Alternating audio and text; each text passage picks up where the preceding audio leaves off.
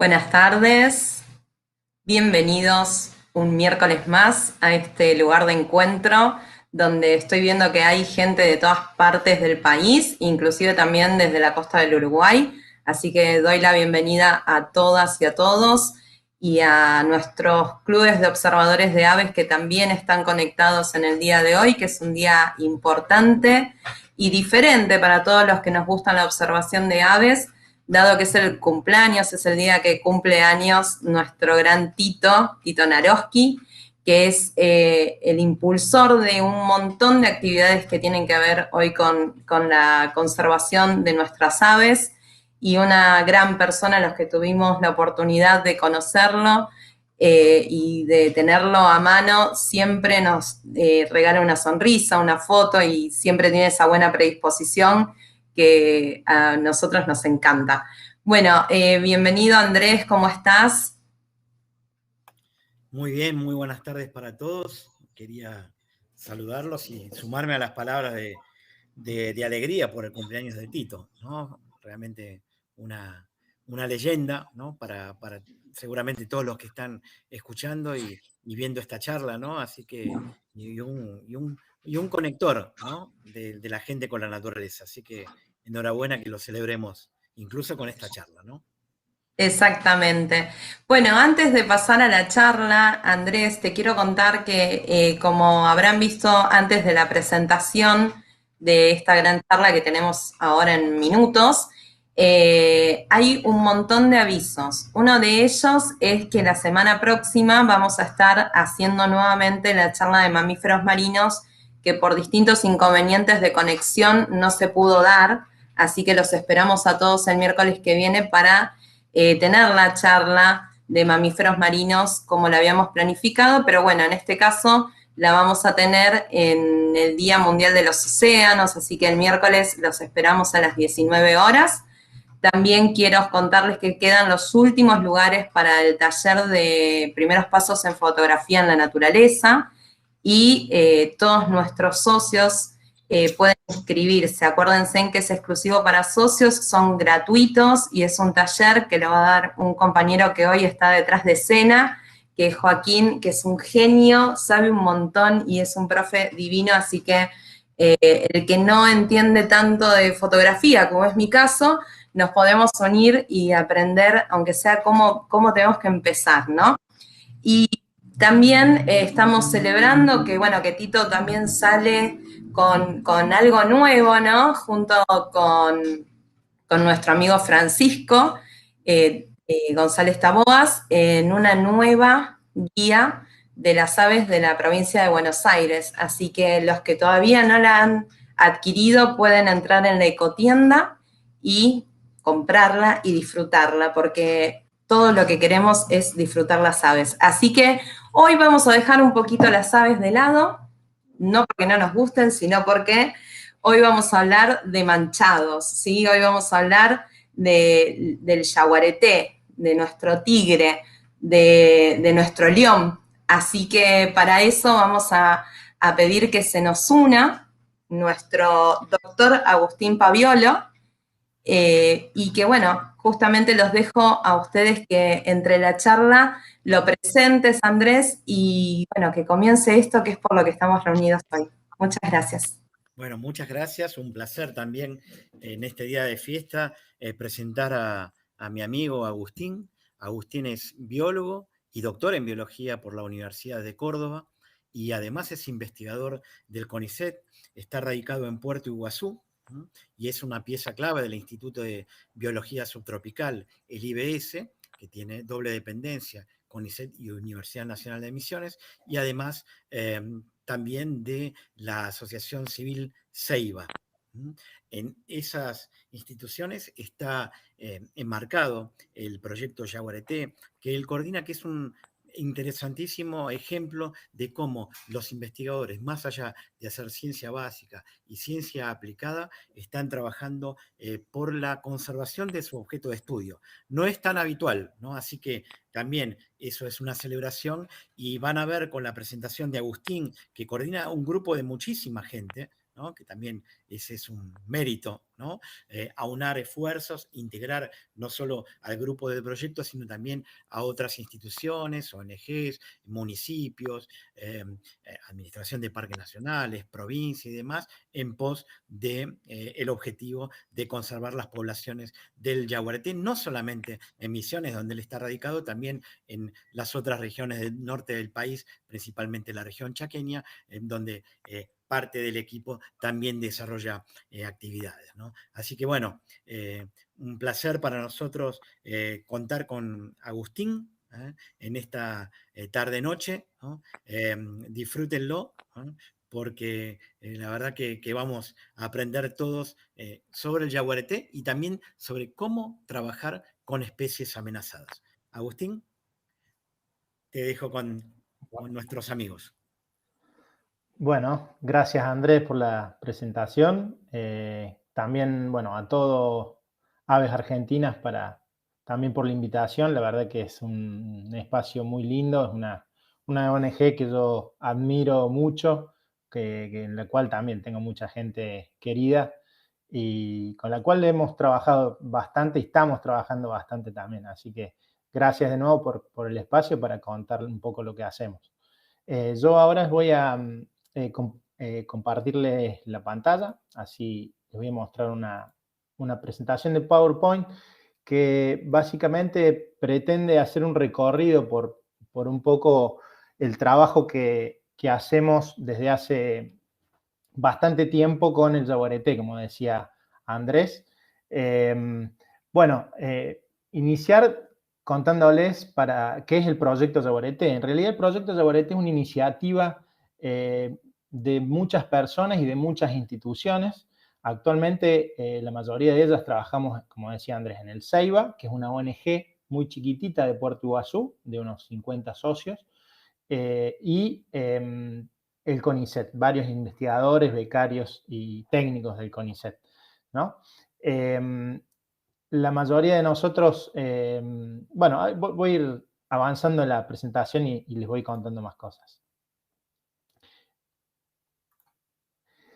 Nuestro proyecto nace un poco en el año 2002 aproximadamente, 2001, fines del 2001 y 2002, cuando la Fundación Vida Silvestre Argentina y el WWF se proponen a hacer una evaluación de cómo estaban las poblaciones de yaguareté en el bosque atlántico, en la selva paranaense de Misiones y las áreas cercanas de Paraguay y Brasil, ¿no? Entonces ahí le encomiendan a Mario Di Vitetti, que era recién volvía de estudiar de Estados Unidos, de recibirse de doctor en Estados Unidos, armar un proyecto con eso.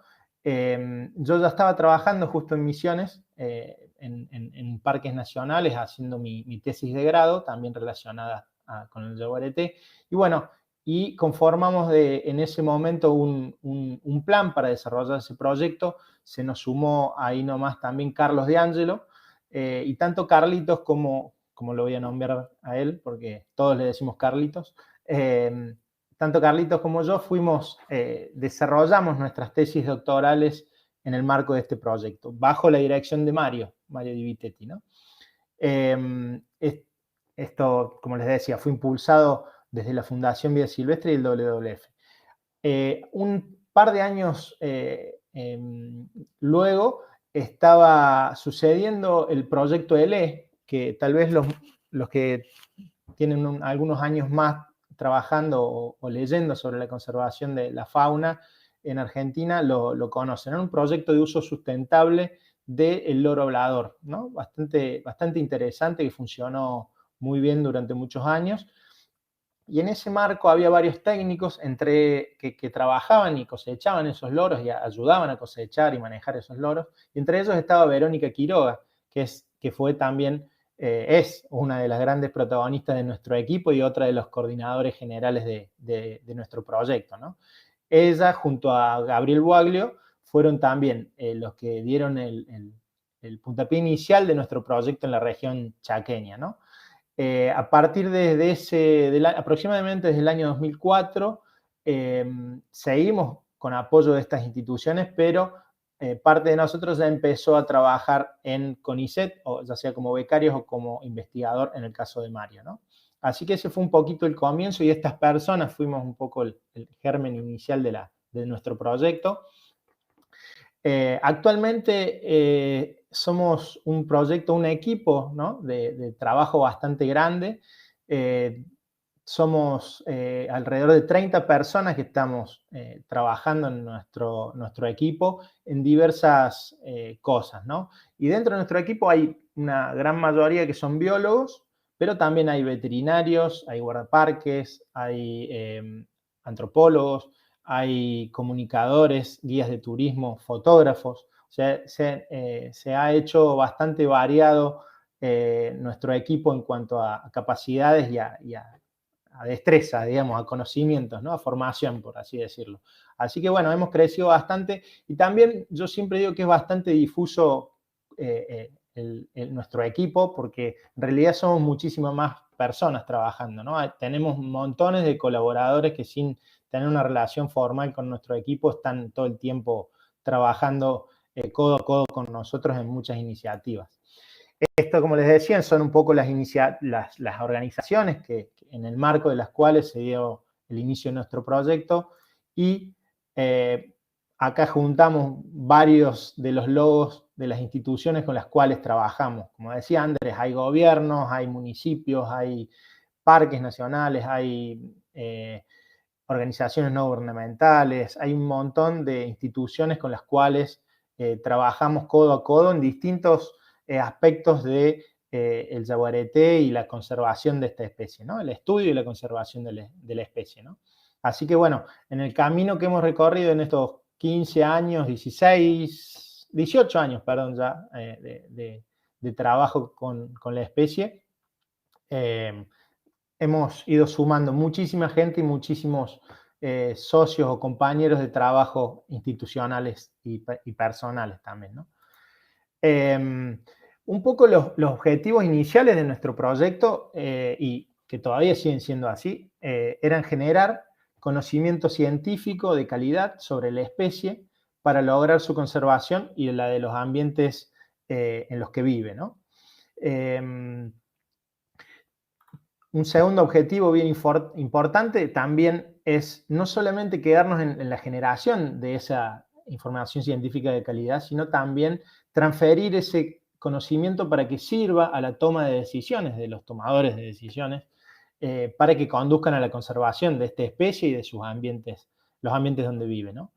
Y un tercer objetivo muy importante también es compartir no solamente con los tomadores de decisiones, sino también con el resto de la sociedad todo ese conocimiento generado, con el fin de que todos valoricemos lo que tenemos y que conozcamos un poco lo valioso de nuestro patrimonio en Argentina, ¿no? Y en particular de esta especie y sus interacciones, ¿no? Esos son un poco los objetivos principales que conservamos en nuestro trabajo.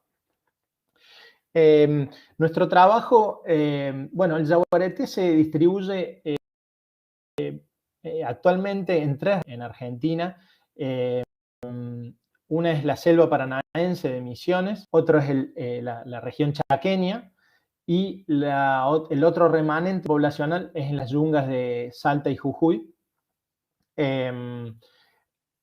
Y ahora se está reinsertando una nueva población en los esteros de Liberá, es algo muy incipiente, todavía no es una población, sino que se están reintroduciendo algunos individuos, esperemos que en unos años sí ya sea una población estable y creciente, pero bueno, nuestro trabajo principalmente en estos años ha sido enfocado a la selva paranaense inicialmente y también en el Chaco argentino, ¿no? Ahí es donde desarrollamos la mayor parte de nuestro trabajo.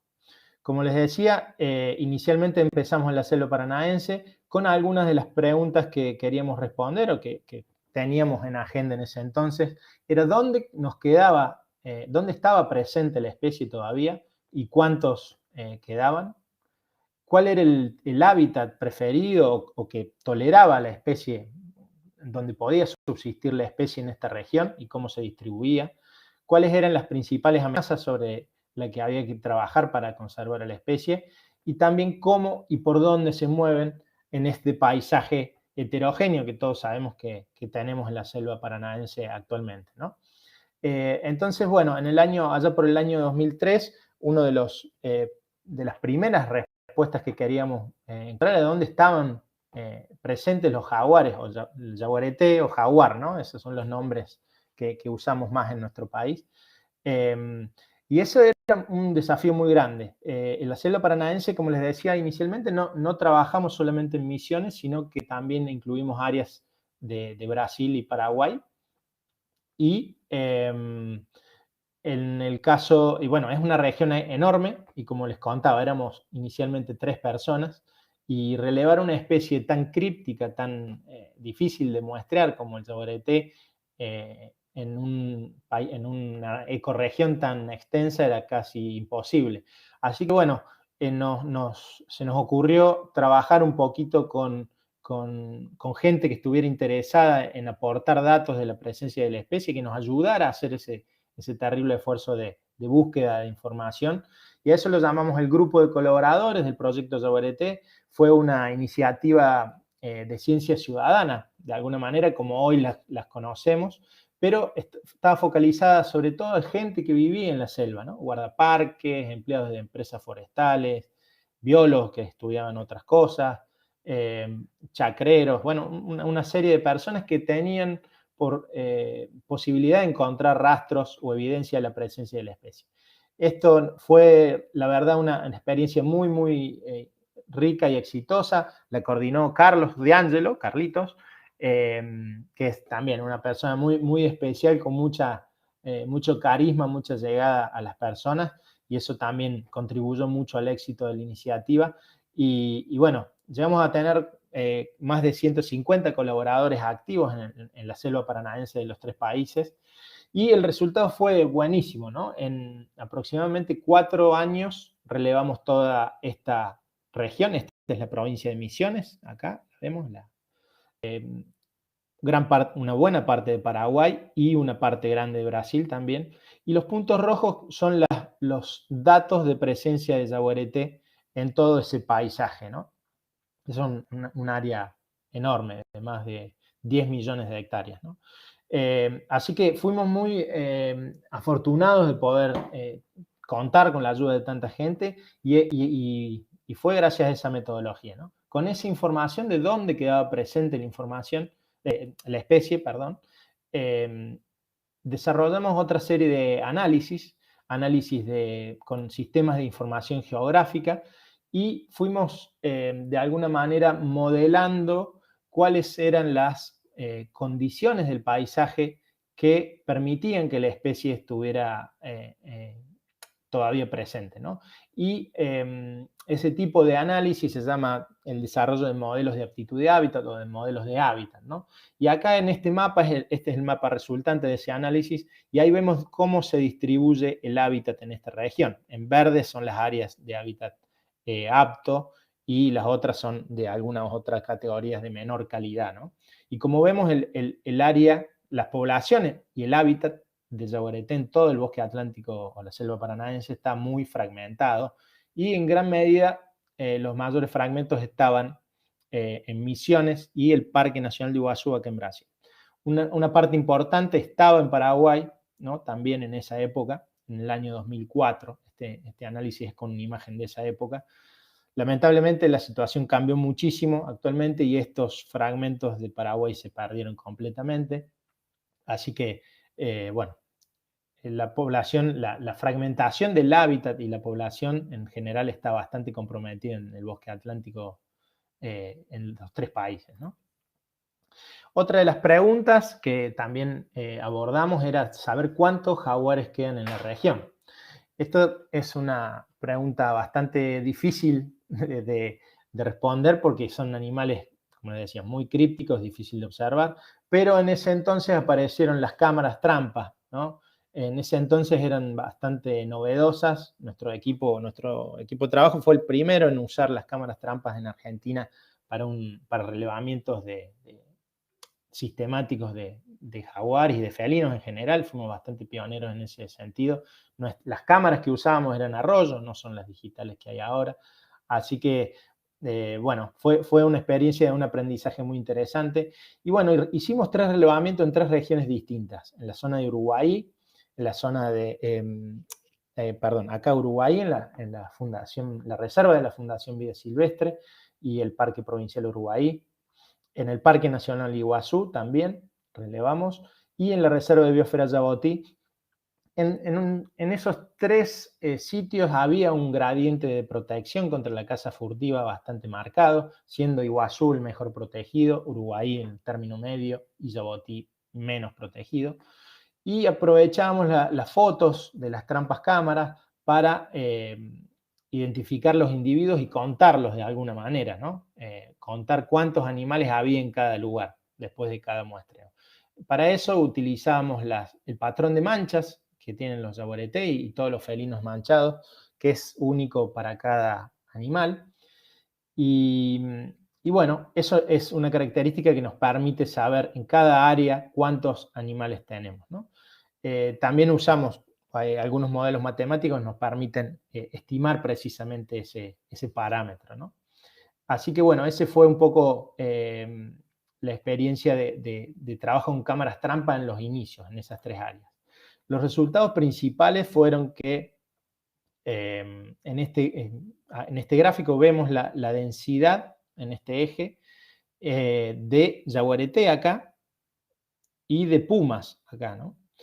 Y lo que ven en este eje son los 3 sitios y de alguna manera el nivel de protección. Iguazú siendo más protegido y los otros sitios menos protegidos en aquel entonces. Y mostraba este patrón claro, ¿no? O sea, a medida que aumentaba el nivel de protección, o sea, la densidad tanto de yaguareté como de puma era mayor, y si bajaba el nivel de protección contra la caza furtiva, eso se hacía muy, muy bajo, y particularmente el yaguareté se hacía prácticamente 0, ¿no?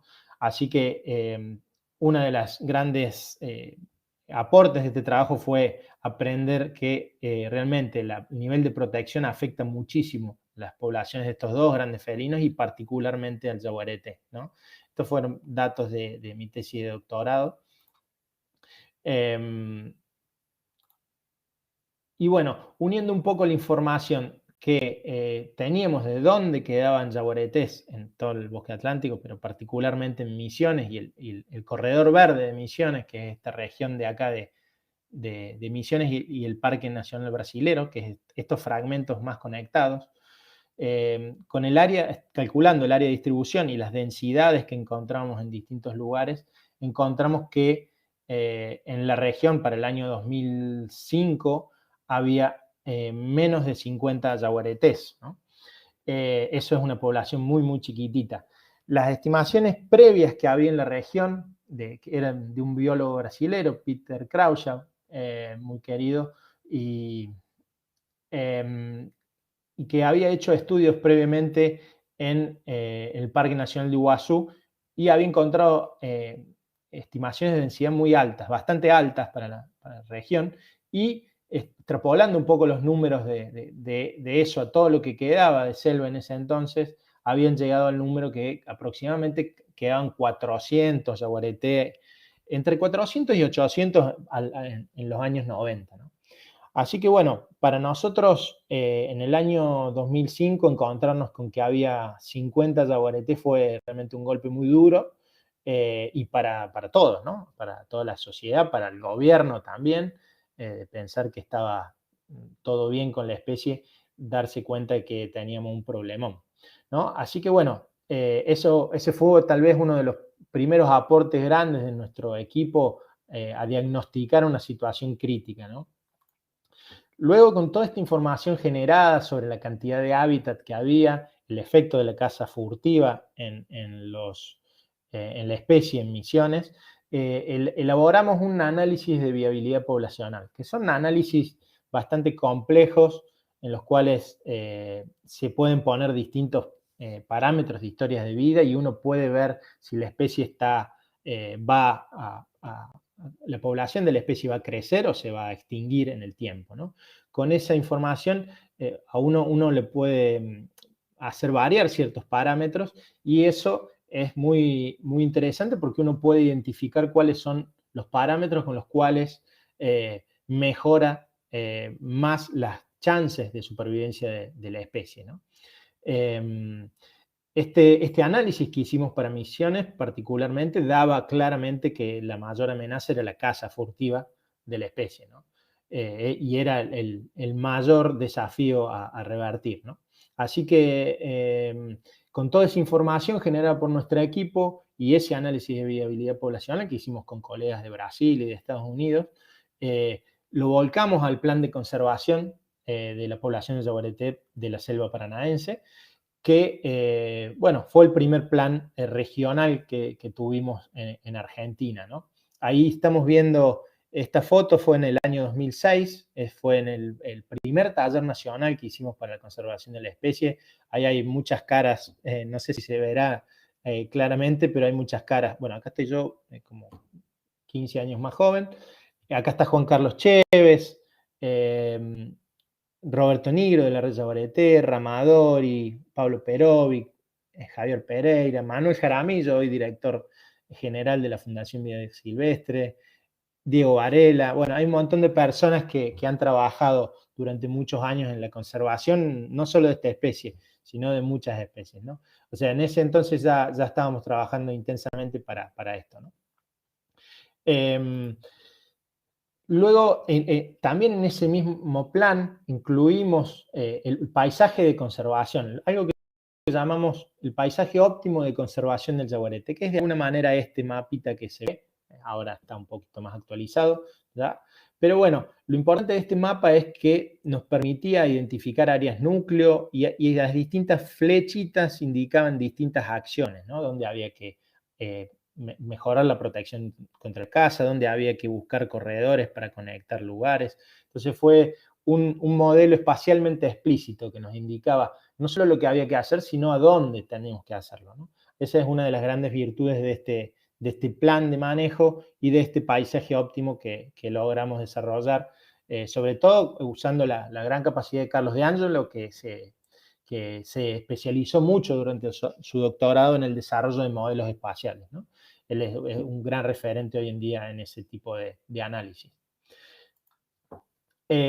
Otra de los trabajos que desarrollamos ya un poquito más adelante, a partir del año 2009, fue comenzar a capturar a algunos individuos de yaguareté para colocarles collares GPS o satelitales para estudiar un poco los movimientos, ¿no? Capturamos varios individuos con el correr de los años. Tal vez este es uno de los más conocidos inicialmente, que es Guasurari. Fue el primero. Habitaba el Parque Guazú. Acá ven el mapa de todas las localizaciones del individuo. Se movía en un área de más de 55.000 hectáreas, ¿no? Es casi todo el Parque Nacional Iguazú, para que se den una idea de los territorios gigantescos en los cuales se mueven estas especies. Y bueno, realmente marcó el inicio de un trabajo bastante interesante en colaboración también con el equipo de Onças de Iguazú, que es un equipo hermano que trabaja en el Parque Nacional Iguazú de Brasil, ¿no? Con los cuales capturamos individuos y colocamos collares para estudiar un poco estos movimientos, ¿no? Es información muy, muy relevante que nos permite planificar o evaluar la conectividad del hábitat, entre otras cosas, ¿no? Así que es bien interesante esa otra técnica que usamos para estudiarlos. Y hablando de conectividad, bueno, dentro de ese paisaje óptimo que les contaba, que desarrollamos para el plan de conservación, que acá ven el mapa chiquito, había algunos lugares donde se mostraba dónde había que hacer corredores o había que restaurar lugares para que se convirtieran en corredores funcionales para la especie. Y bueno, así en este sentido, Julia Martínez Pardo, una chica española que vino a radicarse acá a Argentina, hizo su tesis de maestría evaluando todas las áreas que constituían corredores críticos para la especie acá en Misiones. Y lo interesante de ese análisis fue hacerlo a escala predial, es decir, analizamos cada propiedad, si el bosque que estaba presente en cada propiedad tenía cuál era el valor intrínseco de eso o cuán clave era ese parchecito de bosque particular de cada propiedad para la conectividad del hábitat del yaguareté. Esto es importante, fue muy importante porque el ordenamiento territorial de la ley de bosques se hace teniendo en Misiones, se hace a escala predial. Entonces, esto le venía, bueno, lo desarrollamos directamente para que el gobierno pudiera aplicar este criterio directamente y autorizar o no autorizar desmontes de acuerdo a la prioridad de cada parche de bosque, ¿no? Así que fue una experiencia muy linda, salió publicado el artículo también. Después la Fundación Vida Silvestre está trabajando actualmente en este corredor, que es en la Ruta 14, que es entre Yabotí y el Corredor Central, y está implementando asegurando que todos estos parchecitos rojos de alta prioridad se mantengan e incluso crezcan, ¿no? Y en esta región también. Así que fue un lindo ejemplo de ciencia aplicada, digamos, cómo fuimos desde la ciencia básica hasta la aplicación de una ley y el trabajo en el terreno por parte de otra ONG.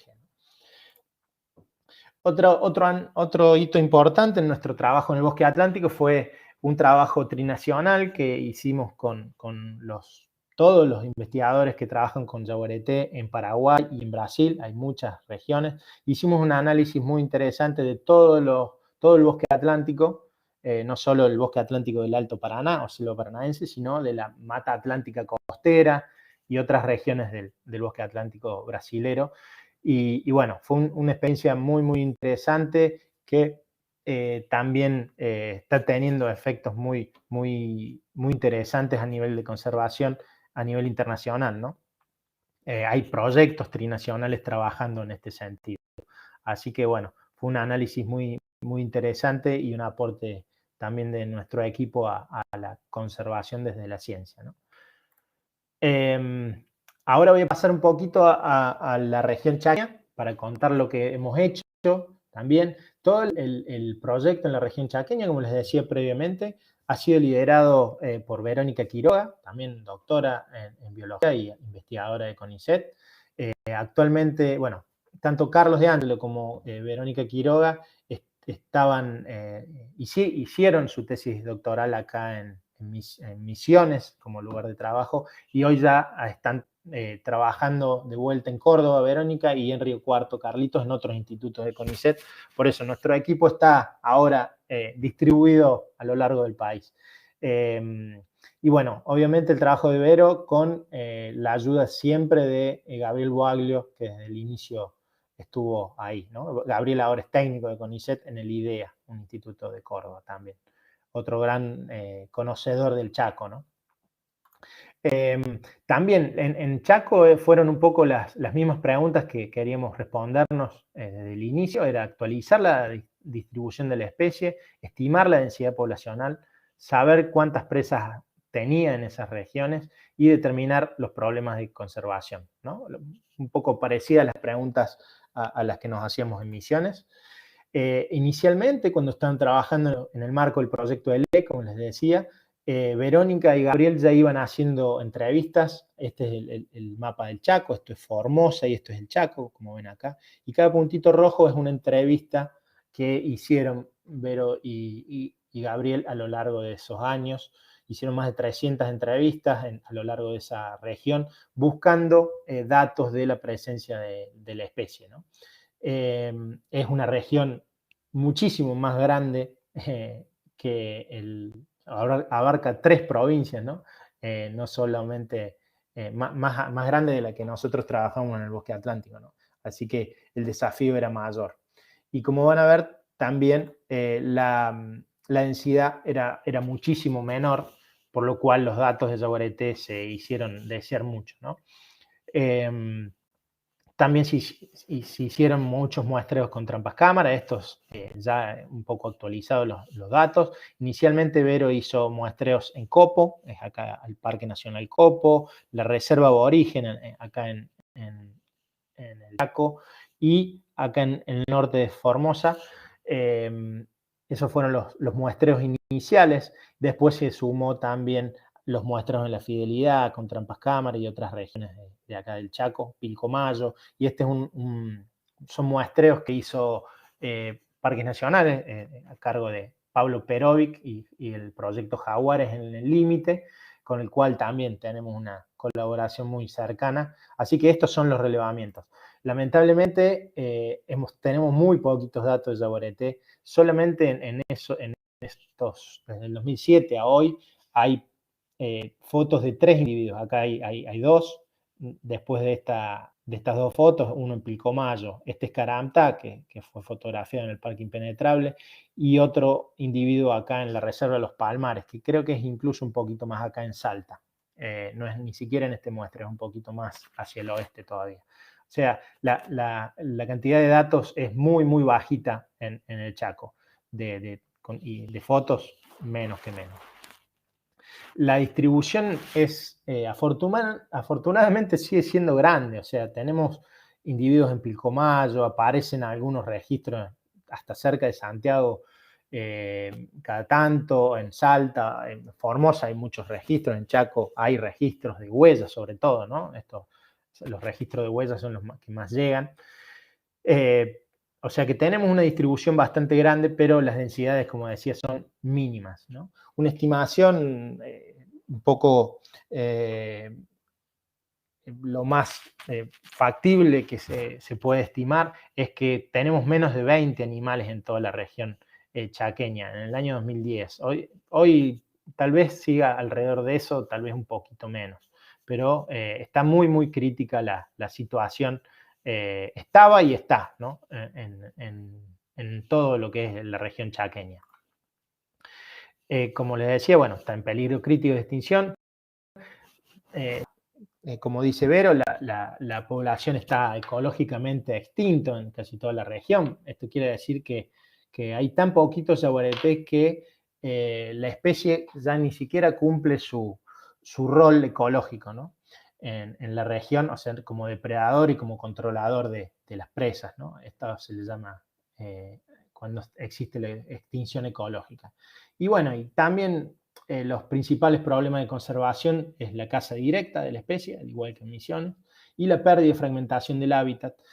Si bien en el Chaco, la región chaqueña es gigantesca y hay muchísimo bosque chaqueño todavía, gran parte de la presión de la deforestación mundial ocurre en el Chaco, ¿no? Tanto en Salta, en Chaco, Formosa, Santiago del Estero, por lo cual la pérdida de hábitat es alarmante, ¿no? Así que bueno, son las grandes amenazas a la especie en la región. También con esta información, un poco que sale de la tesis de Vero y investigaciones posteriores que fuimos haciendo, hicimos una zonificación de dónde estarían las áreas núcleos principales y los corredores, un poco tratando de hacer algo similar a lo que habíamos hecho para Misiones.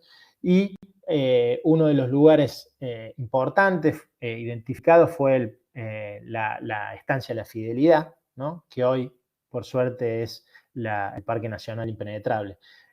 Todo el equipo estuvo bastante involucrado en trabajos de creación del Parque Nacional Impenetrable desde el inicio. Vero tuvo un rol bastante protagónico dirigiendo todos los esfuerzos y gestionando mucho con gobiernos, coordinando con otras ONG, una movida muy linda que se dio en la creación de ese parque, ¿no?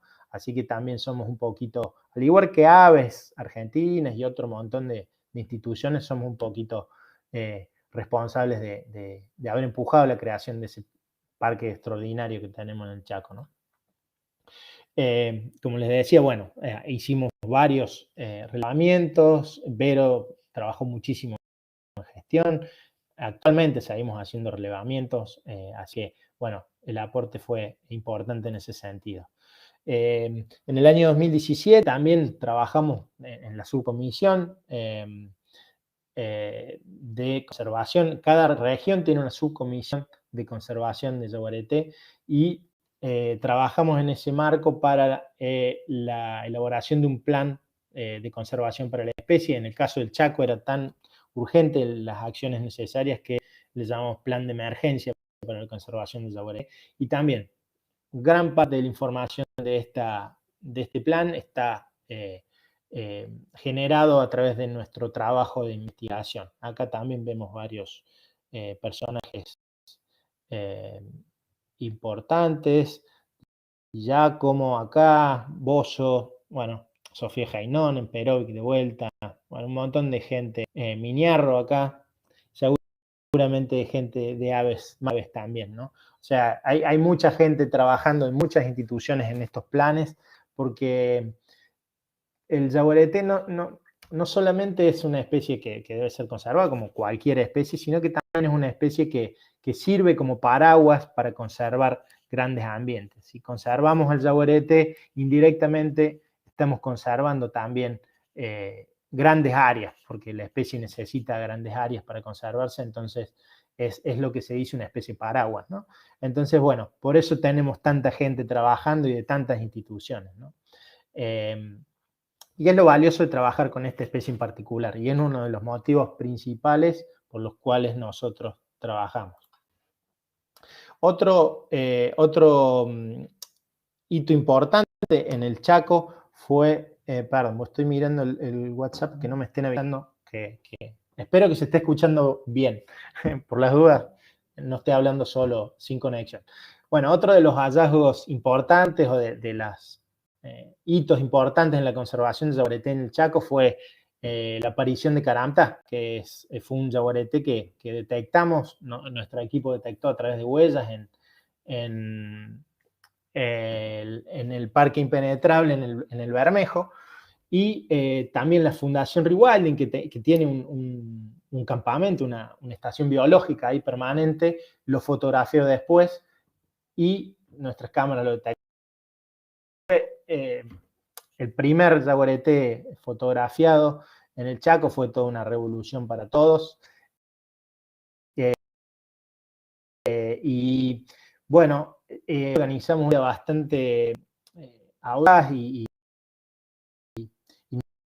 innovadora, que fue la de, ¿se imaginan? O sea, tuvimos a lo largo de tantos años solo 3 fotos de yaguareté años, o sea, intentar capturarlo era un desafío muy grande. Imagínense que tenemos que hacer que el yaguareté pise en un pedacito así, ¿no? Para que podamos capturarlo con el lazo que le agarra la pata en cientos de miles de hectáreas, ¿no? Así que un desafío muy grande. Y bueno, junto con Parques Nacionales y con la Fundación Rewilding, y ver si esa hembra lo atraía a Caramta, que era un macho, que es un macho, y ahí aumentaron un poco las chances. Fue nuestro equipo, nosotros lideramos esa captura, lo agarramos en 3 días, digamos, ¿no? Son animales difíciles de agarrar normalmente, y estamos utilizando para en la subcomisión de yaguareté del Chaco para ver dónde se mueve, y bueno, haciendo un montón de acciones de conservación relacionadas al movimiento de este individuo, ¿no? Además que es un individuo también pasa a ser casi un embajador, una especie de bandera también en ese sentido, porque bueno, hicimos nacional, se organizó un concurso escolar para que se nombrara al yaguareté, participaron muchísimos chicos de las escuelas, y eso de alguna manera va haciendo que la gente del lugar le deje de tener miedo y se empiece a apropiar de estas especies también, que son parte de su patrimonio, ¿no? Y a cambiar un poco la relación con estas especies, ¿no? Así que bueno, para mí fue un hito muy importante poder haber capturado y tenerlo todavía con collares, ¿no? A Caramta. Otro trabajo muy importante que estamos desarrollando fue llevar la experiencia del grupo de colaboradores que teníamos acá en Misiones a la región chaqueña, esta iniciativa de ciencia ciudadana. Esto lo iniciamos en el año 2015, lo llevamos para allá. Acá vemos montones de guardaparques, brigadistas, pobladores que empezaron trabajando en eso. Como ven, montones de logos acá, son proyectos de muchísima colaboración interinstitucional. Y bueno, por las bajas densidades que tenemos en el Chaco, es una de las metodologías más importantes, ¿no? O sea, tener una red de gran cantidad de gente buscando o atenta si aparece una huella de un felino grande para que nos avise y poder ir a ver si es un jaguarete o no. Es re importante. Actualmente tenemos un montón de colaboradores en toda esta región y con apoyo del Programa de Naciones Unidas para el Desarrollo y el Programa de Pequeñas Donaciones, el PPD, obtuvimos un financiamiento para contratar a una guardaparque, Lucero Corrales, que está hoy coordinando todo ese grupo de colaboradores en toda la región chaqueña, ¿no? Y tenemos una camioneta también a disposición para recorrer toda esta enorme región cada vez que aparece una huella y también si hay un animal depredado, ir a asistir a la gente, ver en qué podemos ayudar, sacarle dudas a la gente. La gente en el Chaco le tiene mucho miedo a la especie, realmente, y hay que cambiar un poco esa sensación, ¿no? Realmente los ataques humanos del jaguarete a la gente son muy, muy raros, por suerte, así que hay que hacer también un trabajo de cambio de percepción sobre la especie y en esto también nos ayuda mucho el estar en contacto permanente con la gente. Asociado a estas iniciativas de ciencia ciudadana, como les digo, apoyado también por el PPD, el Programa de Naciones Unidas y la Fundación Vía Silvestre y Jaguares en el Límite, estamos lanzando una iniciativa que la lanzamos un poquito el año pasado, a fines del año pasado, que es esta de ciencia colectiva, una iniciativa de ciencia ciudadana con el uso de algunas aplicaciones con el celular, con las cuales queremos ayudar a la gente a que sea más fácil tomar datos sobre, no solamente sobre el jaguarete, sino algunas otras especies como importantes que están en peligro, sobre todo mamíferos, ¿no? Que es a lo que más nos dedicamos nosotros, y también detectar de alguna manera cuando haya ataques de jaguarete al ganado, o también si hay gente que está poniendo una trampa cámara, también que pueda colectar los datos de esa trampa cámara a través de esta aplicación. Es una aplicación muy linda y estamos queriendo expandirla y que se extienda sobre todo en el norte del país y que sirva un poco de base para centralizar los datos de jaguarete en las 3 regiones de Argentina donde todavía subsiste, ¿no? Uno de los, también de las apps que se incluyen dentro de este paquete de ciencia colectiva es la Red Argentina de Fauna Atropellada, que eso ya está online, está funcionando, lo coordina Diego Varela. Así que si lo buscan, los mapas están online, los invitamos a sumarse a todos a esta iniciativa. Después están los contactos nuestros por si quieren sumarse y más explicaciones, ¿no? Relacionado también con este trabajo con un grupo de colaboradores, tanto en Misiones y en el Chaco, estamos trabajando tratando de ayudar a los productores que sufren ataques del jaguarete al ganado. O sea, hay ataques, no es que el jaguarete no ataca nunca al ganado, ocurre. Y bueno, en esos casos lo que queremos, muchas veces los propietarios del ganado pierden su ganado y terminan matando al jaguarete en un ciclo que no es para nada bueno para nadie. Entonces, bueno, nuestra idea es trabajar un poco ayudando a los productores a implementar nuevas técnicas como luces, boyeros eléctricos, perros protectores. Bueno, ayudar lo que haga falta a los productores ganaderos que están sufriendo pérdidas para que disminuya esa pérdida y así aliviar los conflictos, ¿no?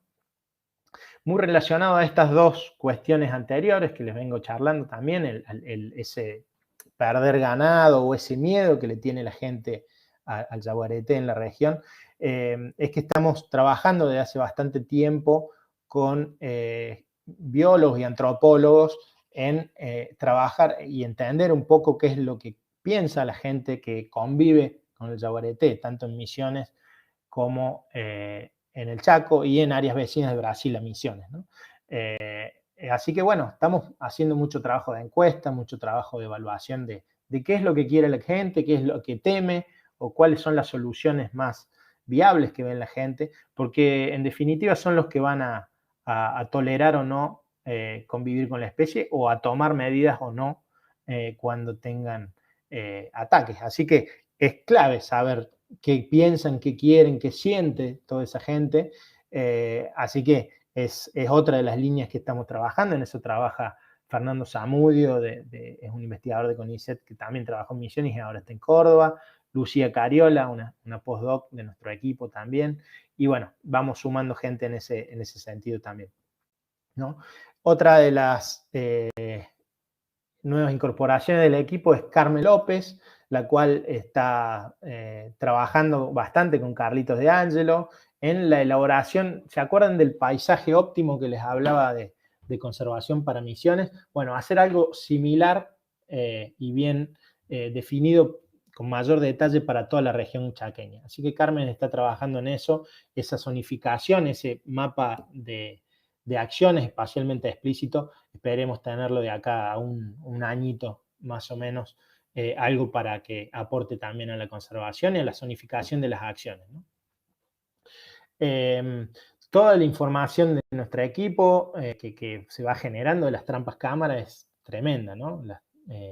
Hay información de tapires, de todas las especies, convive la especie, el yaguareté, y eso ha dado lugar al trabajo de muchísima gente, muchos estudiantes. Hay Julia Paulucci, Paula Cruz, María Eugenia Yesi, un montón de gente que ha trabajado con datos de trampas cámara, analizando los datos de otras especies.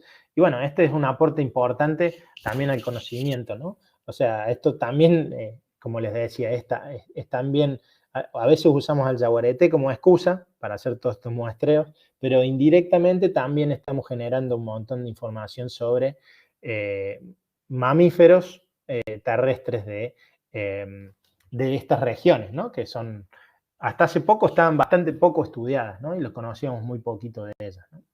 Así que son aportes importantes y han salido muchísimos trabajos. Hay nuevos especialistas de nuestro equipo, que por ejemplo Paula Cruz es especialista en gatos chicos, ¿no? De la selva paranaense, tiene trabajos muy, muy interesantes. Y Yamil Di Blanco también inició un proyecto con Tatu Carreta, ¿no? Es un proyecto buenísimo que está desarrollando hace algunos años ya, Yamil, y los primeros datos salieron de estos muestreos de campo de las trampas, ¿no? Así que es también una fuente de información muy interesante.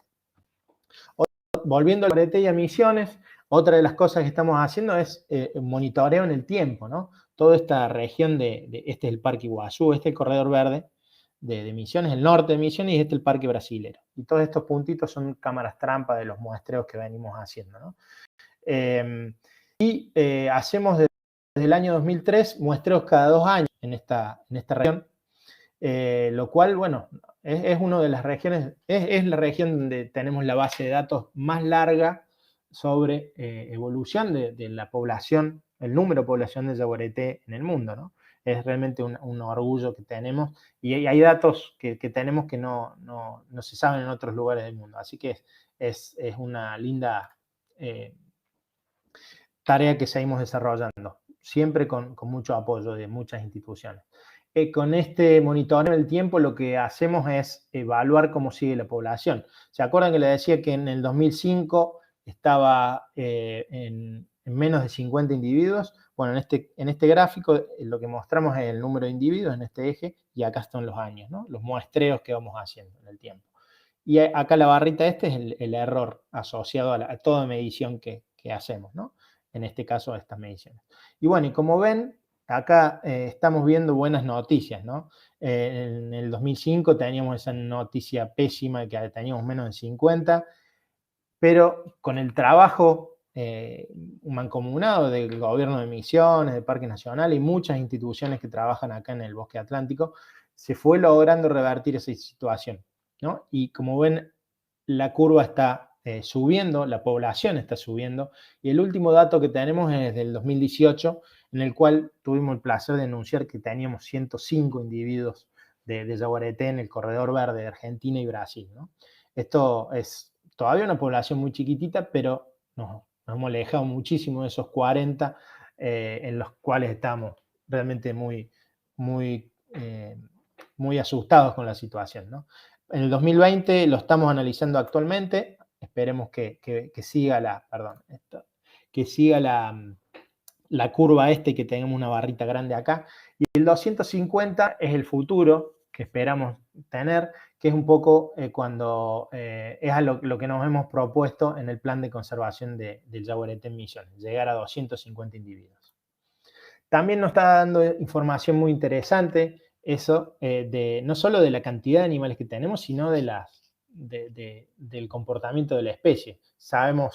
Conocemos genealogías completas, ya tenemos nietos, estamos evaluando la supervivencia. ¿Cuánto vive un jaguarete? Es una pregunta muy básica, pero bueno, en vida silvestre realmente no se sabía, ahora ya tenemos esa información.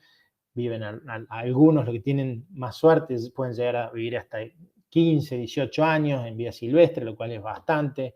Se pueden reproducir las hembras hasta esa edad. No es lo más común, pero estamos teniendo todo ese tipo de datos que son muy difíciles de obtener en el corto plazo, ¿no? También estamos evaluando la presión de caza furtiva. Este fue también otro trabajo que desarrollamos recientemente, en el 2018, de parte de la tesis de Julia Martínez. Y lo que hicimos fue, todos estos puntitos rojos son grabadores automáticos. Con esos grabadores automáticos queríamos grabar disparos de arma de fuego y con eso tener una estimación de cuál es la presión de caza furtiva en cada lugar. Fue un trabajo enorme en estas regiones más inhóspitas. Llegamos en helicóptero con apoyo del Parque Brasilero y se hizo un relevamiento muy interesante. Y bueno, y encontramos este mapa, y desarrollamos un modelo de cómo ocurre esa cacería, y lo que encontramos básicamente que la presión de cacería está muy relacionada a la accesibilidad del humano, ¿no? Acá vemos, por ejemplo, la ruta 101, ¿no? Este es el Parque Iguazú. En azul se ven las áreas con baja presión de caza y en rojo con alta presión de caza. Y vemos cómo las rutas, el modelo nos muestra cómo son la entrada a los cazadores. Vean que el Parque Iguazú, por ejemplo, tiene 2 pedacitos nomás de áreas con baja presión de caza, ¿no? Y este es el fragmento grande del Parque Uruguay, que está bastante aislado, y eso lo mantiene como en buen estado de conservación, y la parte del Parque Brasilero. También hemos trabajado bastante en evaluar cuál es el efecto de las plantaciones forestales, sobre todo de pinos, que hay muchas acá en el norte de Misiones, en el jaguarete y en muchas especies relacionadas. No es muy afectado por este tipo de plantación el jaguarete, si bien obviamente no es el hábitat óptimo, puede usar plantaciones forestales para desplazarse, incluso parches de monte en plantaciones forestales. O sea, no es un uso que le sea del todo negativo a la especie, ¿no? Obviamente lo afecta negativamente, pero no es tan malo, digamos, ¿no? De los usos productivos humanos. Por otra parte, junto con el Museo de Ciencias Naturales de Buenos Aires, estamos Bernardino Rivadavia y tenemos 2 estudiantes, el Tato Robino, el Facundo Robino y Jessy también están haciendo su doctorado, evaluando un poco cómo es la estructura de las poblaciones de jaguarete, de pumas y de pequeños felinos en el norte de Argentina, ¿no? Ese es otro aporte que estamos haciendo. También hemos trabajado bastante en el Parque Iguazú, evaluando un poco las interacciones entre el turismo, los felinos y sus presas. Natalia Casado hizo su tesis de especialización en biología de la conservación en este tema, y seguimos trabajando en eso, viendo un poco el efecto del turismo en estas especies. También tenemos parte de nuestro equipo que son veterinarios, Juana Raval, Sebastián Costa, Ezequiel van der Hoeven, que trabajan en ecología de enfermedades de los carnívoros, las presas de los carnívoros y el potencial de contagio con los turistas y con el resto de la fauna, ¿no? Trabajando con varias especies. Es un trabajo bien interesante y que todo esto del COVID nos tiene que hacer reflexionar de la importancia de este tipo de estudios, que muchas veces no se le daba la debida atención, ¿no? Así que bueno, dentro de nuestro equipo tenemos este equipo veterinario de lujo también trabajando en estos temas. Y en otro orden, también en otra región que hemos estado trabajando es en Iberá.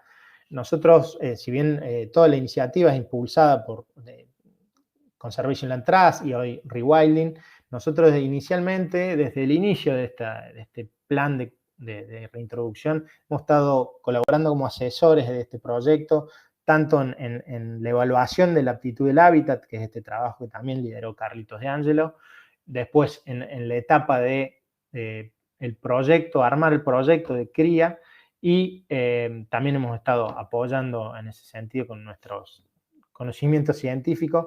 Y ahora que ha empezado la parte más linda, como saben, ya se han liberado 2 hembras con 2 crías, cada una, o sea, ya hay animales sueltos.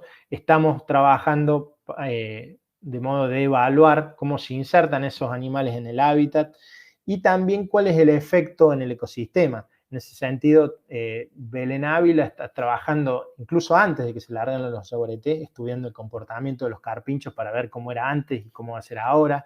Creemos que la reintroducción del yaguareté no solo va a recuperar la especie, sino que va a tener un efecto grande en un montón de otras especies, ¿no? Como los carpinchos y sus presas, lo que se conocen como efectos en cascada que pueden producir estos depredadores.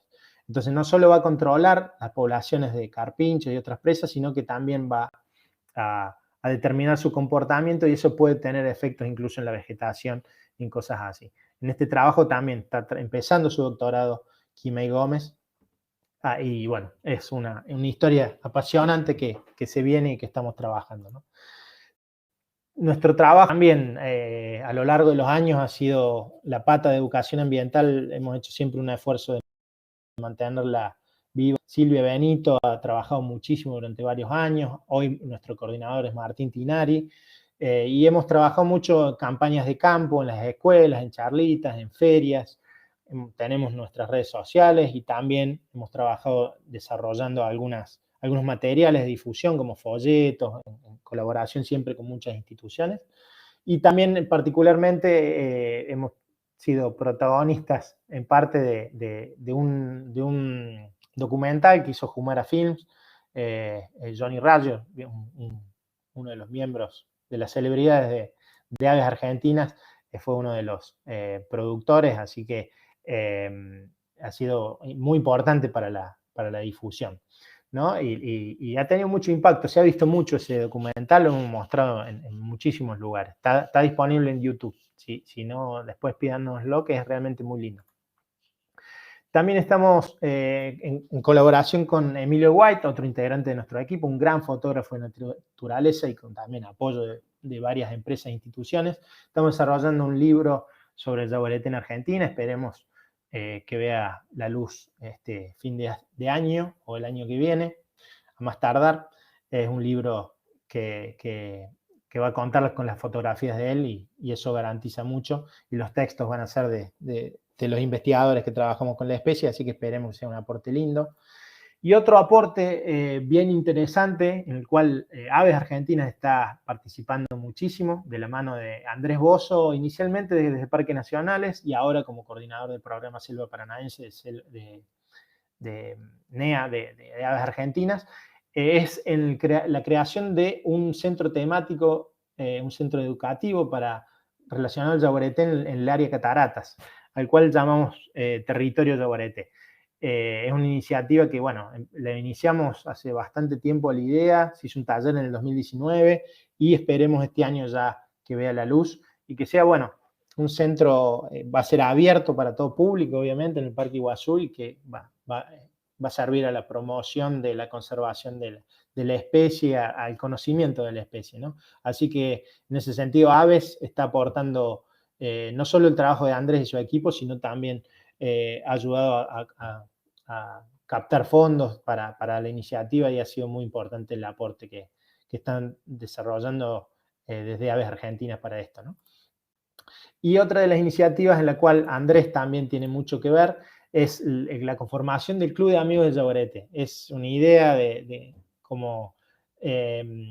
de aunar esfuerzos de ya sea gente particular que quiera donar dinero, o de empresas o de cualquier institución que quiera sumar y dar apoyo o económico o de otro tipo a las actividades que estamos haciendo. Y bueno, lo hemos trabajado desde hace varios años con Andrés, nos ha ayudado muchísimo, y es también una forma de apoyar nuestro trabajo que tenemos. Recibimos donaciones en general de distintas personas, distintas organizaciones. Así que lo invitamos a que quiera sumarse para apoyar alguna actividad particular a este club de amigos.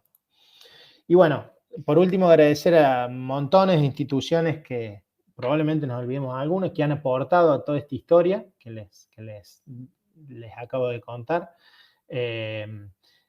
Como ven, son muchísimas, y no son solo aportes económicos, sino aportes de trabajo conjunto a lo largo de los años, ¿no? Así que, bueno, y agradecerles a ustedes también el tiempo. Espero que se haya escuchado bien. Les dejo por último nuestras redes sociales y nuestro mail, por si quieren mandar alguna inquietud o si quieren visitar nuestras redes sociales. Así que, bueno, ahí hasta acá la charlita. Supongo que podemos pasar a las preguntas, si es que hay.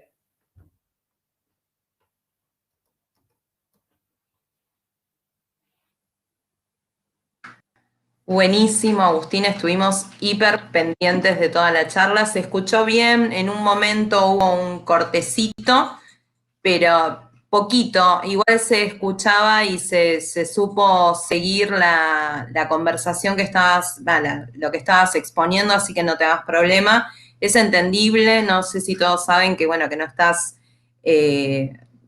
con tan buena conexión, y igualmente todos sepan que queda filmado, que queda grabado en nuestro canal de YouTube, las charlas, tanto esta como las otras, como para que si a alguno se le cayó la conexión o nada, tuvo un problema propio, ¿no? En su conexión, pueda retomar la charla y ver las veces que quieran todo lo que fuiste contando, este enorme trabajo que están llevando a cabo.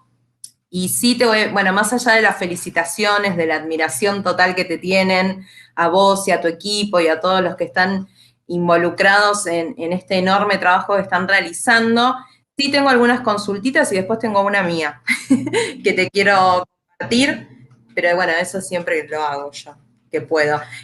Macarena Medina me pregunta en el chat, ¿cómo cambiaría el yaguareté como depredador en el ecosistema? Bueno, esa es realmente una pregunta muy interesante y muy importante, digamos, ¿no? No es solamente el yaguareté por lo lindo que hay que conservarlo, sino también por su rol en el ecosistema. Como depredador tope, un gran depredador, bueno, se alimenta de especies que son sus presas, carpinchos, chanchos, corzuelas, y a través de esa depredación no solo regula las poblaciones de sus presas, o sea, eliminando individuos viejos, enfermos, y manteniendo a raya esas poblaciones también, sino que también, como les decía, pensamos que es muy probable que afecte el comportamiento de esas especies. Sabemos por algunas experiencias en Estados Unidos, en el parque Yellowstone, que la reintroducción de los lobos que se habían extinguido en esa región cambiaron radicalmente la composición de cosas que se creían que no iban a ocurrir, que no tienen nada que ver con los lobos, ¿no? O sea, cosas tan alejadas de los lobos como la costa de los ríos. O sea, los lobos empezaron a depredar castores, los castores empezaron a comportarse de otra manera y los ríos empezaron a correr de otra manera, ¿no? Los ciervos se dejaron de estar en los bosques y fueron a los prados, entonces los bosques se recuperaron, volvieron un montón de aves de bosques, y bueno, y creemos que con el yaguareté debe pasar algo parecido. Iberá, el experimento de Iberá de traer de vuelta la especie es una oportunidad única de poder probar eso, ¿no? Entonces, por eso, venimos estudiando desde hace tiempo cómo estaban las poblaciones de sus presas, cómo se comportaban, y ahora estamos viendo cómo va a cambiar todo eso. Así que estamos muy entusiasmados con todo eso que esperemos ocurra. Perfecto, muchas gracias. Mientras espero la próxima pregunta, te hago una consulta que se me ocurrió cuando estabas comentando el enorme trabajo que hacen. es si con los muestreos que hicieron pudieron, bueno, está enganchada a la pregunta que hace Borracho Bosque, si pudieron hacer algún tipo de estudio genético de las poblaciones, ¿no? Porque si estamos hablando de pocos animales en territorio, ver qué tanto después es viable a través del tiempo y si en este caso la población, como dice Borracho Bosque, estiman que 250 individuos es la población genéticamente viable. Entonces, bueno, que nos cuentes un poquito de eso, si se pudo ahondar en ese tema. Sí, estamos trabajando en eso. 250 individuos es la población aproximada de toda Argentina. Eso está dividido en tres, encima, en tres regiones que probablemente hace muchos años que no se entrecruzan. O sea que tenemos una poblacioncita de 100, otra de 100 y una de 150 y otra de 20. O sea, es realmente crítico. Es muy... es difícil decirlo. Seguramente hemos perdido muchísima variabilidad genética. Estamos desarrollando trabajos, una tesis doctoral de Facundo Robino, como les decía, que trata específicamente de ver cuál es la variabilidad genética que hay en Argentina entre esas tres poblaciones y estimar el tamaño efectivo, ver la variabilidad. Estamos trabajando en eso. El año que viene, ya a fin de año, tienen que entregar la tesis, así que vamos a tener ya resultados para discutir bien interesantes. Pero bueno, es probablemente a largo plazo haya que pensar en traer individuos de otros lados, ¿no? Son poblaciones chiquititas y si no ocurre naturalmente flujo génico, que es lo que sería óptimo, vamos a tener que pensar en traer a otros animales de otros lugares, ¿no? En algunas poblaciones muy chiquititas del bosque atlántico, no de Misiones, sino en algunas reservitas de 50.000, 30.000 hectáreas del bosque atlántico, quedan 10, 8 individuos hace mucho tiempo, y ahí sí se ha detectado niveles de endogamia altísimos y pérdida de variabilidad genética tremendos. Por ahora no se han detectado problemas de supervivencia o reproductivos, que son generalmente lo que se da cuando hay endogamia, pero sin duda eso hay que meter variabilidad genética. Se está evaluando si se puede llevar de un lugar al otro. Sin duda, estas poblaciones más marginales de la especie que habitan en la periferia del Amazonas, digamos, más lejos del Amazonas, donde está la población grande, van a sufrir, sufren estos cuellos de botella y pérdidas genéticas importantes, y va a haber que manejarlas de alguna manera en el futuro, ¿no? Si es que no logramos reconectarlas de alguna naturalmente, ¿no? O sea, es probable que tengamos que llevar un individuo del Pantanal Atlántico y cosas así, ¿no? Es todo un tema interesante para discutir y a manejar. Sí, ojalá que pronto podamos recuperar todas esas áreas que hemos perdido y reconectar a estos individuos y que tengan mucho más territorio como para moverse y de esa manera lo que antes se daba en forma natural vuelvan a darse, ¿no? Que vuelva, por favor, a que ellos puedan tener su territorio, ¿no? Acá tenemos otra pregunta que dice, ¿existe algún tipo de riesgo de tratar de reintroducir una especie en determinado lugar? Bueno, reintroducir, en el caso de Iberá es una reintroducción, ¿no? O sea, es volver la especie a un lugar que habitaba en el pasado. O sea, en Iberá hace 50 años había todavía yaguareté. O sea, el ambiente prístino de Iberá contenía yaguaretés, ¿no? O sea, lo deseable sería intentar volver a esa condición en la cual estaba la comunidad completa, ¿no? Entonces, bueno, desde ese punto de vista es positivo. En cuanto a los riesgos, que es lo que específicamente se pregunta, bueno, hay, digamos, riesgos de... Yo entiendo que puede haber riesgo de que no funcione. O sea, nunca se ha hecho y tal vez no se logran reinsertar esos animales. riesgo también hay para las especies que están viviendo ahí, digamos, ¿no? Los carpinchos están sufriendo, ya les cuento que están sufriendo, digamos, que hayan reintroducido yaguaretés, pero yo creo que es positivo en general que vuelvan estos grandes depredadores y vuelvan a poner un poco de orden en las abundancias poblacionales de las especies. Y el riesgo, bueno, tal vez también digamos, la gente ha perdido un poco ha dejado de estar acostumbrado a convivir con esa especie, digamos, ¿no?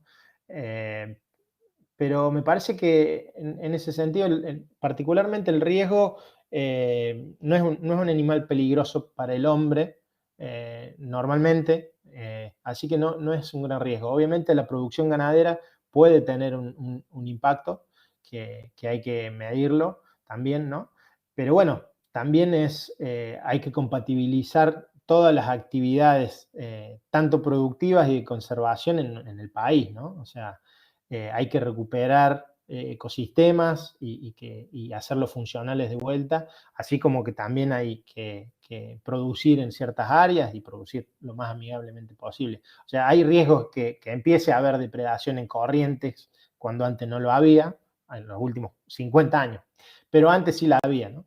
Entonces, bueno, es como restaurar un poco eso y bueno, para todo hay soluciones, ¿no? Así que me parece que hay mucho más para ganar que para perder. No, seguro. Y aparte, siempre hay estudios y hay trabajo de educación y con la comunidad como para minimizar estos riesgos y hacer que, bueno, que todo fluya, ¿no? Que es lo que en sí todos queremos, desde los versos, está en todo el yaguareté, en nuestra cultura está.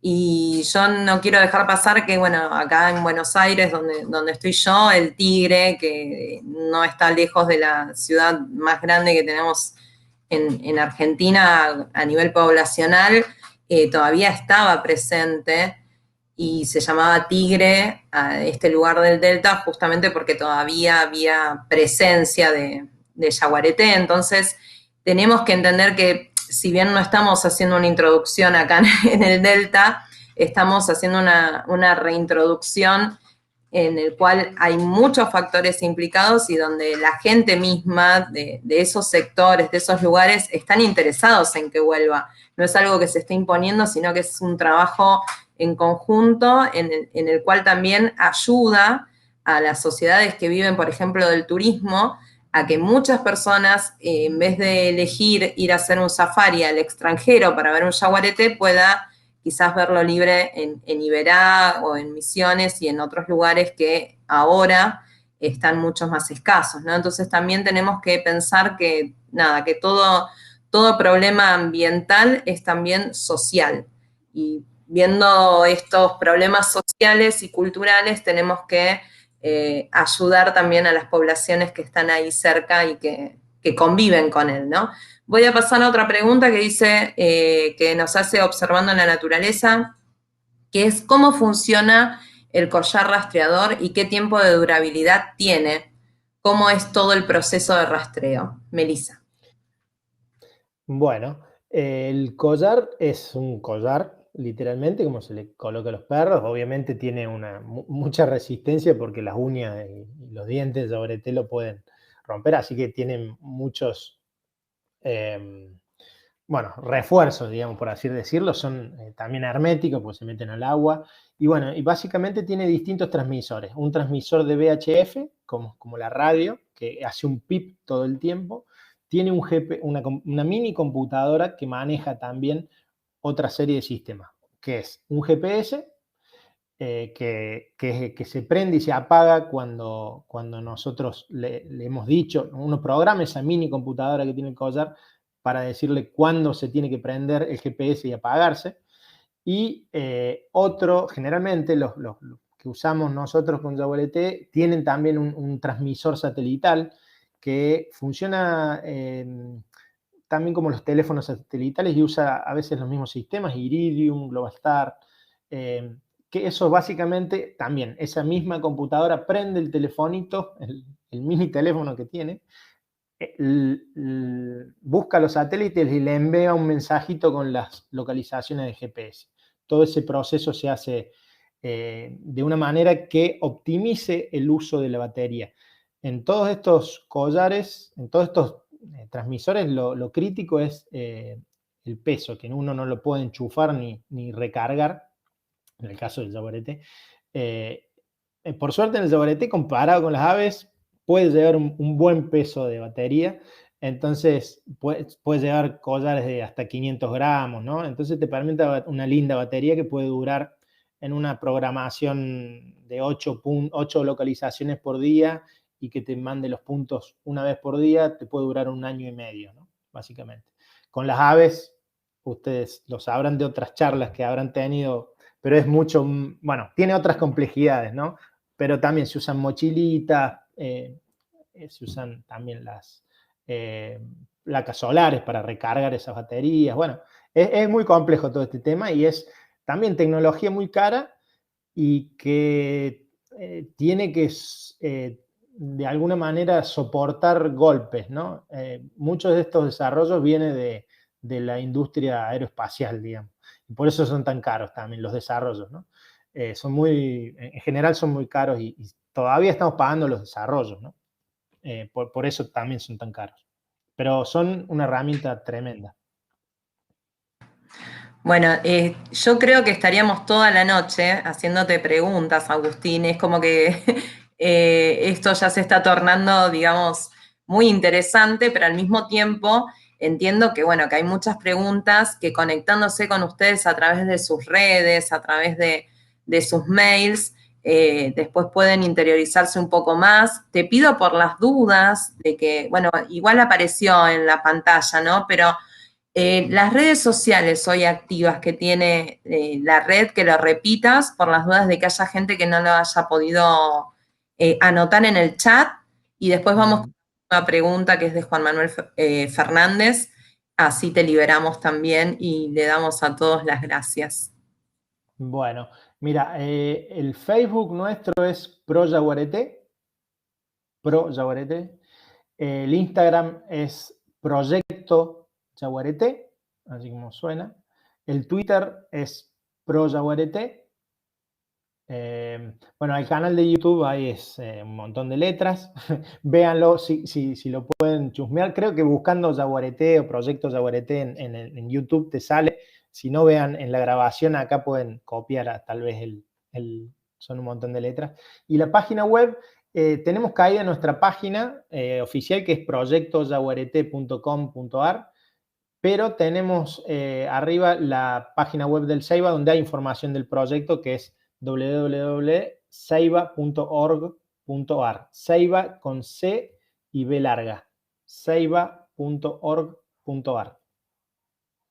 Y bueno, el email, perdón, el email es proyectojaguarete@gmail.com. Escriban para lo que quieran en las redes o en el mail, son bienvenidos. Hace falta siempre ayuda para todo, para compartir contenidos, para todo, ¿no? Así que gracias por si nos siguen y todo. Perfecto, sí, fuimos poniendo ahí, justo están pegando los canales y demás para que puedan contactarse, que eso lo están poniendo en el chat. Acuérdense en todos los que nos están viendo de suscribirse al canal de Aves Argentinas y de esa manera también les llegan las alarmas y las alertas cuando estamos en vivo. Y bueno, por último, te quería consultar entre la interacción, que nos estaba preguntando Juan Manuel, entre la interacción entre el tigre y el puma, en aquellos sitios donde coexisten, si tienen datos sobre esa coexistencia, qué pasa, ¿no? Porque son como nuestros grandes gatos y qué pasará con ellos. Sí, es un tema muy interesante. Uno de los capítulos de mi tesis fue sobre ese tema en particular. Son, como decís, dos depredadores grandes, parecidos, particularmente en Misiones y en el Chaco, se alimentan bastante de las mismas presas. Y bueno, hay un potencial ahí de competencia muy grande. La información que tenemos es, los yaguareté por lo general son bastante más grandes en la mayoría de los sitios donde coexisten, particularmente en Argentina, son bastante más grandes los yaguareté. Y en esos sitios, por la información que tenemos en Misiones, que tenemos información de más años, vemos que, por ejemplo, las hembras de puma evitan los horarios donde hay más yaguareté, ¿Por qué las hembras? Porque las hembras de puma son muy chiquititas, ¿no? En Misiones pesan 30 kilos, alrededor, en promedio, 30, 35 kilos, y un yaguareté hembra es 60 kilos, ¿no? Y de ahí para arriba, y un macho yaguareté más.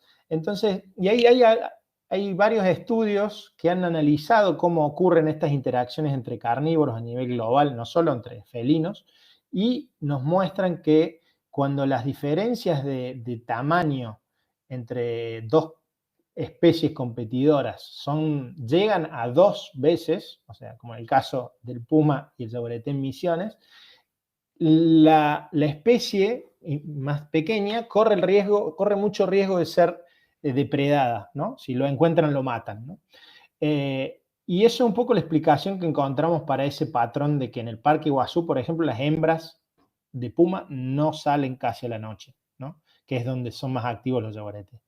Y por otro lado, en las áreas donde hay pocos yaguaretes en Misiones, las hembras de puma andan a la noche como si nada. Eso en cuanto al patrón de actividad, que es una de las cosas que pudimos probar. Y después, en cuanto a la abundancia, como les mostraba, se ha recuperado un poco la población de Misiones.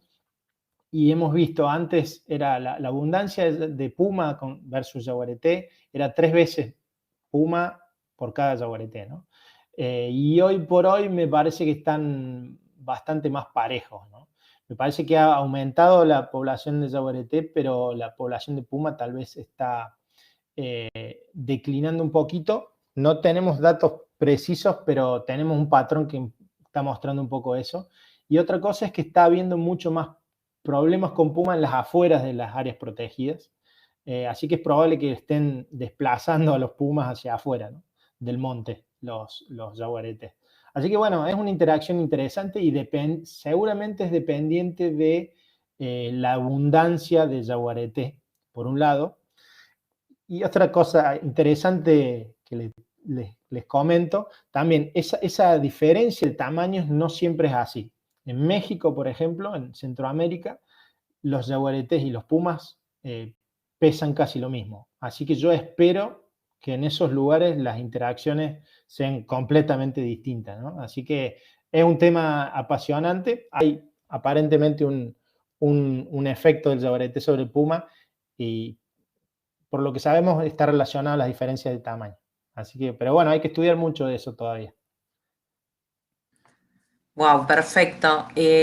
Bueno, por ahora las preguntas ya dejamos por nuestro chat todos los lugares donde pueden escribir y comunicarse con ustedes y seguir indagando con las consultas. Si no, vamos a seguir hasta mañana porque es un tema que nos apasiona a todos. Queremos mucho a nuestros gatos manchados y nos gustaría que fueran muchos más, que la realidad sea y que siga siendo ascendente en esa curva que vos mostrabas de los trabajos que están realizando.